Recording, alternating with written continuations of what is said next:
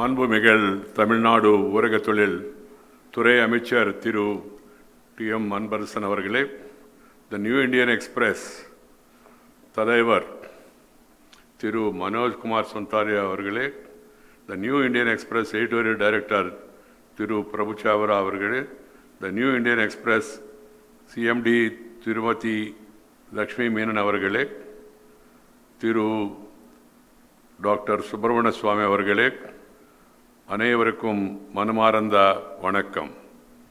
இந்த விழாவில் நான் உங்களுடன் கலந்து கொள்வதில் மிக்க மகிழ்ச்சி அடைகிறேன்.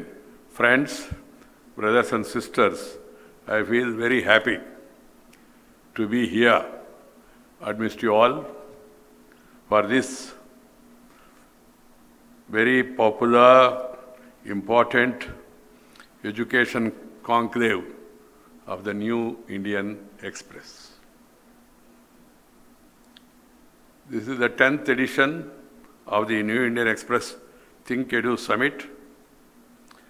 I was here before in 2018 and was thoroughly impressed by the high quality of discussions and deliberations that take place in this summit. Today, the format of the conclave has undergone a change. It is being conducted both physically as well as digitally. The world has witnessed an unprecedented disruption over the last 2 years.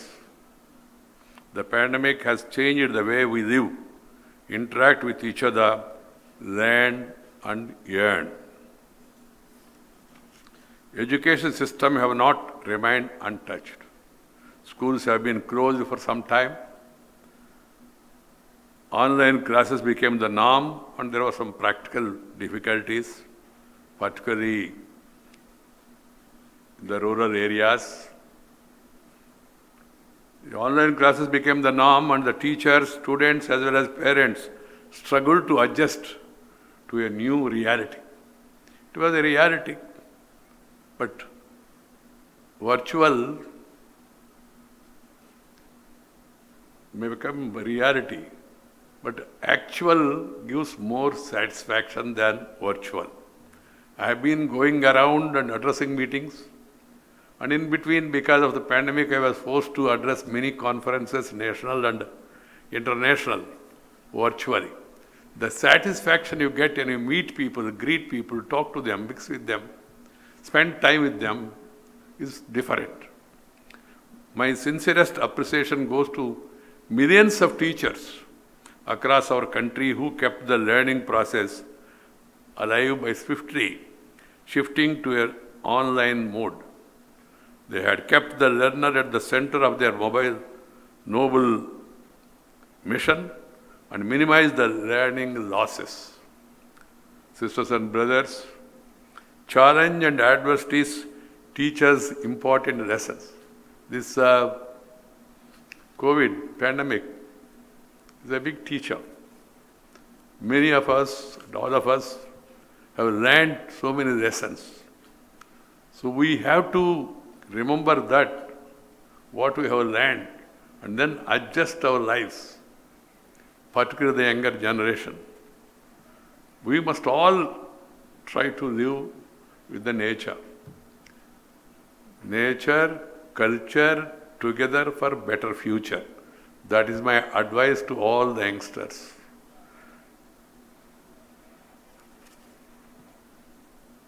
During the last 2 years, we have learned to use technology to impart knowledge, learn new skills, and run education institutions. The new frontiers have opened up for the transmission of knowledge. Digital tools have made learning more engaging and interactive. Yet, there has been a glaring gap in the access to technological gadgets. The digital divide became wider and more visible. There were reports of negative impact on emotional well-being of students. Now that we have some respite from the pandemic, I hope it will be, we shall have to rethink education and see how best we can harness technology to enhance access and quality of learning. We should recognize the value of social, and the emotional dimensions of learning and strengthen them in the curriculum and functioning of schools. My dear sisters and brothers, we are celebrating 75th year of our independence. We should not only celebrate the achievements of our post-independence development journey, but we should also think ahead what we need to do in the next few years.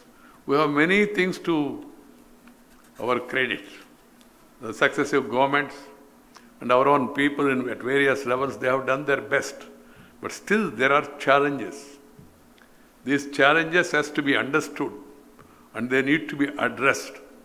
After 75 years of independence, still around 20% of the people are still illiterate. There are educated illiterates, that's a different matter. I am talking of literacy rates. Second is that nearly 20% of the people are living below poverty line. So eradication of poverty, eradication of illiteracy. And there are certain areas where there is a social divide even now on the basis of a caste. And then there is gender discrimination. Women, they constitute 50% of our population, but still they are not getting their due. Given an opportunity, they have skills, they are exhibiting it whenever they get an opportunity, but they did not get adequate opportunities over the years. For whatever reason it is, I am not getting into that.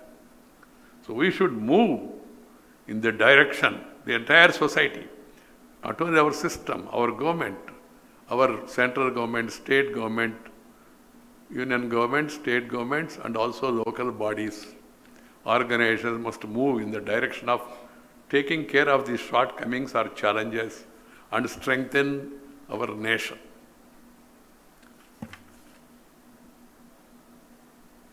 We have one of the largest education systems in the world, which has produced many stalwarts occupying some of the most coveted leadership positions in various academic, scientific, and corporate bodies in the world.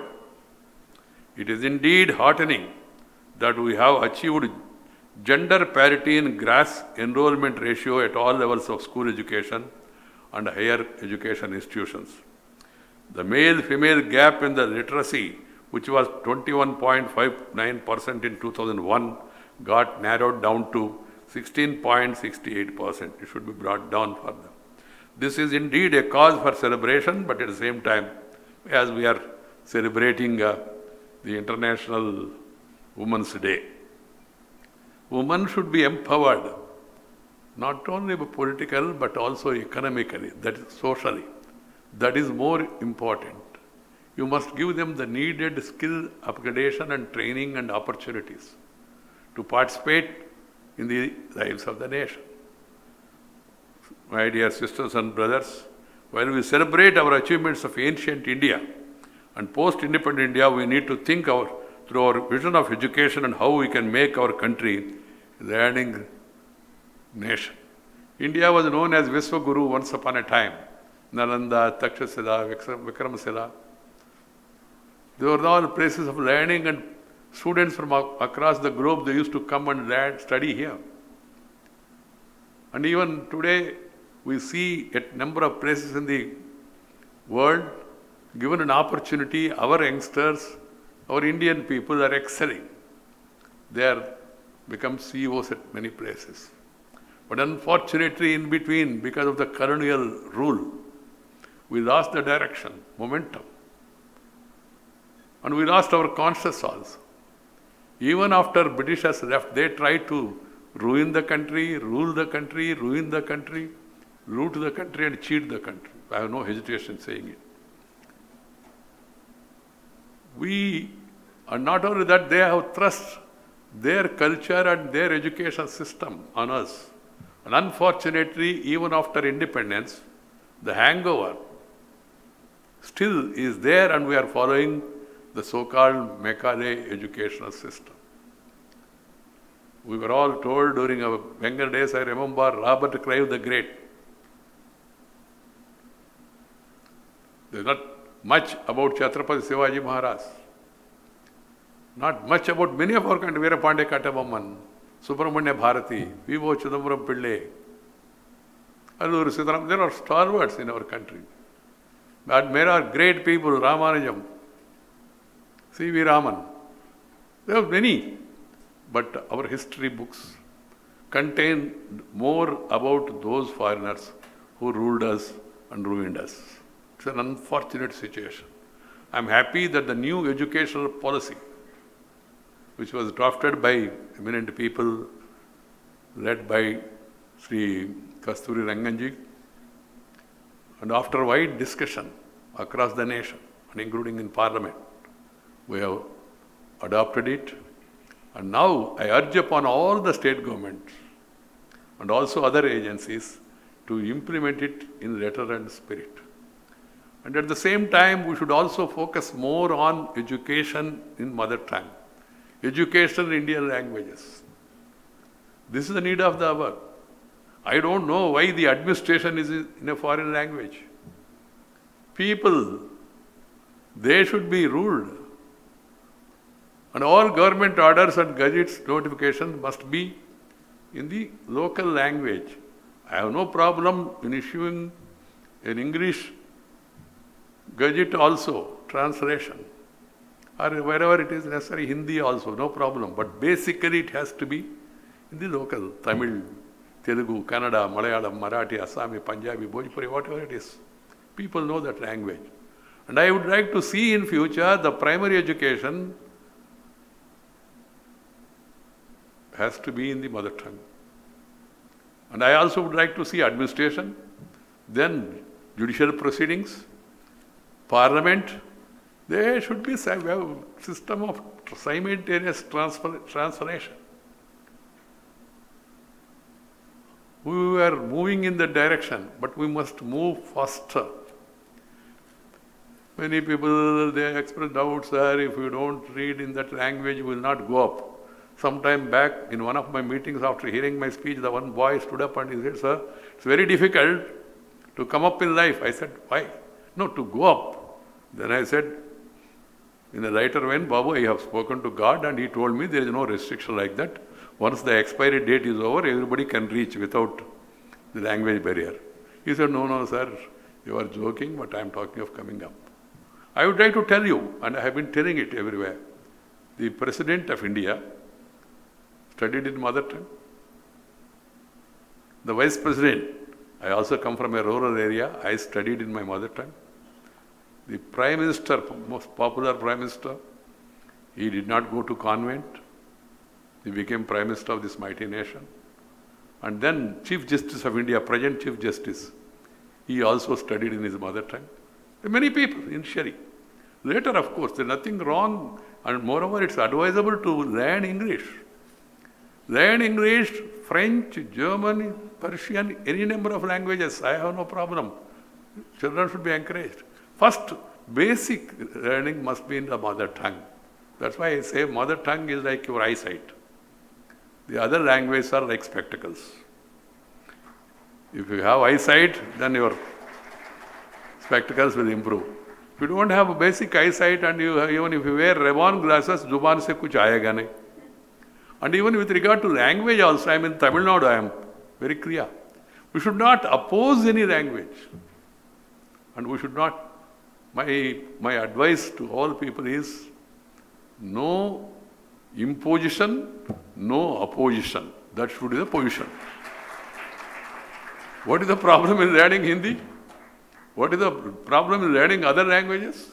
You feel proud of Tamil, be proficient and efficient in Tamil. Then learn other languages because opportunities are there across the country. And learn English to avail the opportunities at the international level. This should be an approach. There should not be any reservation in our mind.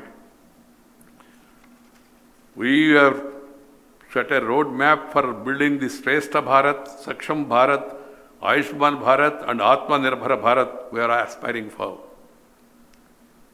We all, the stakeholders, should contribute our might and move in that direction. The NEP, New Education Policy, focuses on institutional restructuring and consolidation. It attempts to create a template for holistic education. thus opening up new avenues of employment to the country's youth. The focus on ancient systems of knowledge as well as contemporary advances like artificial intelligence and emphasis on skill education is likely to fast-track India's progress towards an assertive country. We want to become a strong, stable, prosperous, peaceful nation. We want peace. We believe in Vasudaika Kutumbakam. The entire world is one family.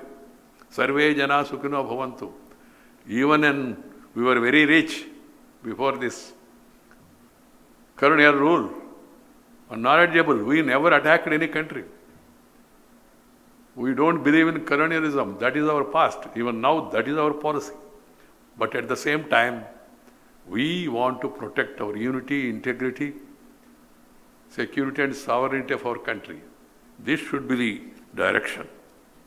What does it mean when we say assertive? An assertive nation can be built only on the foundation of quality education, encompassing a wide knowledge base, a whole range of skills, and more importantly, a forward-looking, receptive outlook.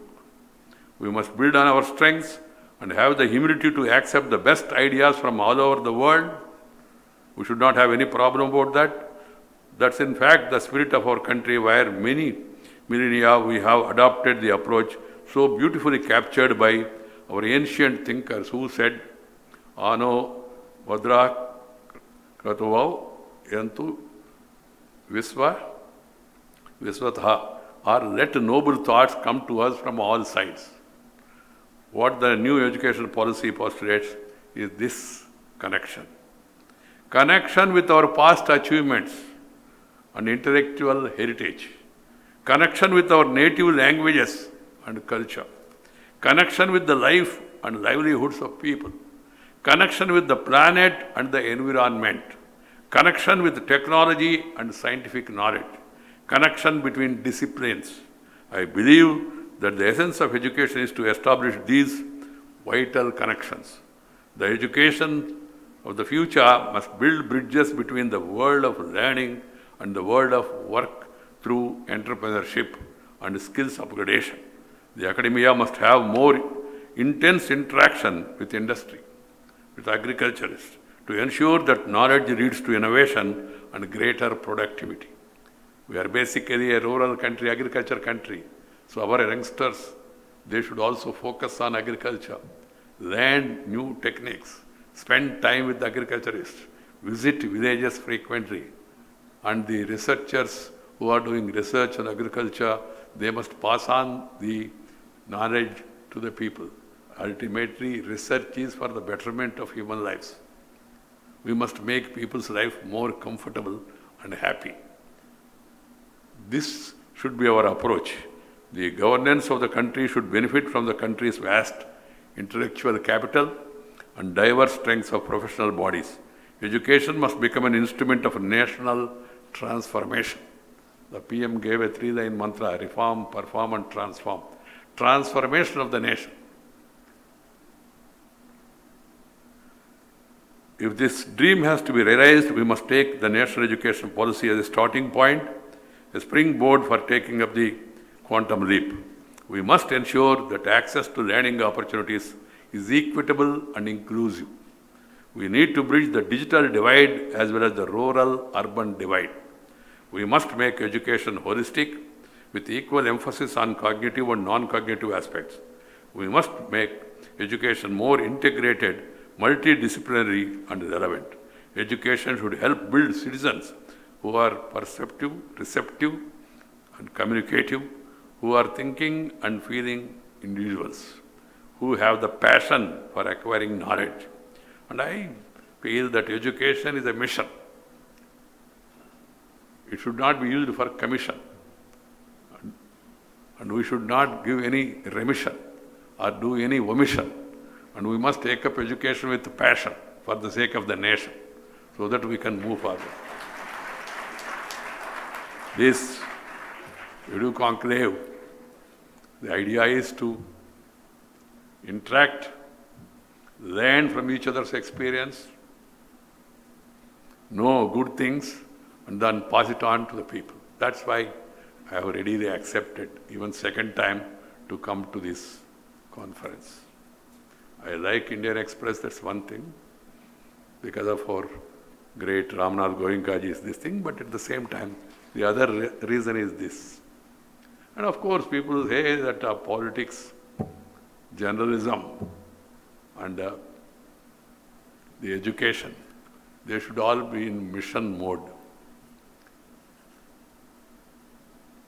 Friends, once again, I feel happy I am here to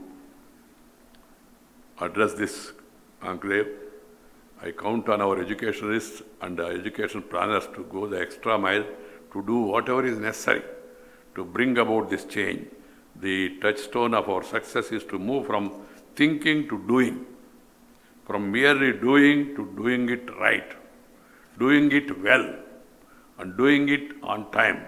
Let this not be a missed opportunity. We must focus on unfinished literary tasks, motivate our teachers to excel, and create a learning society with equal emphasis. All the 4 pillars of education enunciated by the UNESCO: learning to know, learning to do, learning to and learning to be, and learning to live together. We have demographic advantage. 65% of our population is below 35 years, and around 58% is below 25 years. We have this great advantage. We must utilize it. This is only possible if our human resource is given equitable access to quality learning opportunities. We as a nation must collectively engage in this task. Friends, once again I feel, as I told you, I like moving around. This I have been doing right from my younger days. Whatever I have learned is learned through spending time with people. Meeting people, greeting people, talking to people, eating with the people, and spending time with the people. Going around the country, you know the country well. You will be knowing the problems of the people, not by reading alone. So these conferences, such conferences, will bring knowledge to everyone, and I once again appreciate the new Indian Express team for taking this initiative and then moving on. Thank you very much. Namaskar. Jai Hind. Nandri. Vanakkam.